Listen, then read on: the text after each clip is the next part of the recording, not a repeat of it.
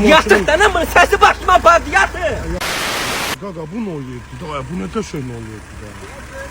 Əməlli başlı yığılmadı. Ay, salam aleyküm.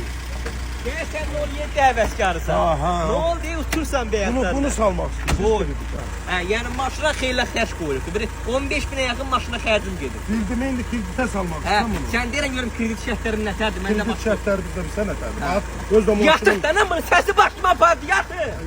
Boy. Hə. Maşının öz nömrəsi dəyişdi. Özdə qəşəngdə Ay, nömrəsi var. hə. Qalacaq üstündə. 20 dəqiqə pulunuzu götürəsiniz. Hə. Maşınınız da qalacaq özündə. Hə. Götürdüyün pulu da xırda ödəyəsiniz. Neçə verərsən bunu sana? 21-22 versən verirəm sana. 19 min alaram. Eləmi? 19 minə də mən görüm.